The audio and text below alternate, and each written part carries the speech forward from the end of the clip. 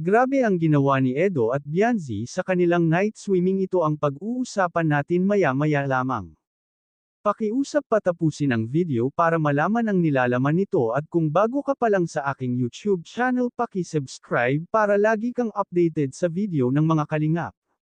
Isang mapagpalang araw sa inyong lahat mga kalingap at mga ka-viewers.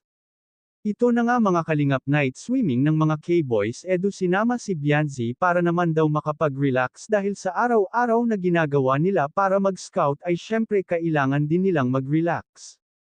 At heto na nga mga kalingap, dahil may dala silang video oak ay may kantahan na naganap sa kanilang night swimming. Dito nga ay namangha at napanganga si Kalingap Edo nang marinig ang boses ni Bianzi. Gandang-ganda ito sa boses ni Bianzi. Dati naman daw na naririnig niya ang boses ni Bianzi pero nang marinig niya ito na kumanta ay mas lalong gumanda ang boses ni Bianzi ngayon. Kaya naman ay hindi napigilan ni Kalingap Edo ang kiligin sa kanta ni Bianzi. Talagang pati boses ni Bianzi ay nag-level up na. Dito nga mga kalingap ay hindi napigilan ni Edo na kumanta rin. Kaya naman ay kumanta na ang dalawang magjowa, kaya naman pati ang mga kalingap boys ay kinilig ng magduet ang magjowa. Kaya naman ay sulit talaga ang bakasyon at bonding ng dalawa, lalo na ngayon na malapit nang pumasok si Bianzi sa paaralan, kaya sinusulit talaga nila ang mga araw na magkasama sila. Kaya habang wala pang pasok si Bianzi sa paaralan ay gusto ni Kalingap Edo na sulitin ang pag-relax kasama ang mga kaibigan nito sa Kalingap.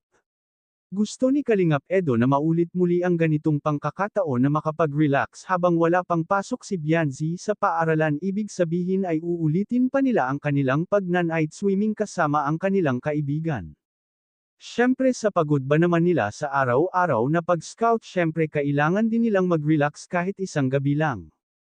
At kahit maraming nang babash sa EDSA ay hindi nila ito pinapansin, patuloy nila itong benebalewala, kaya naman ay matatag at matibay ang pagsasama ng dalawa dahil pinapakita nila sa basher na hindi sila naaapektuhan.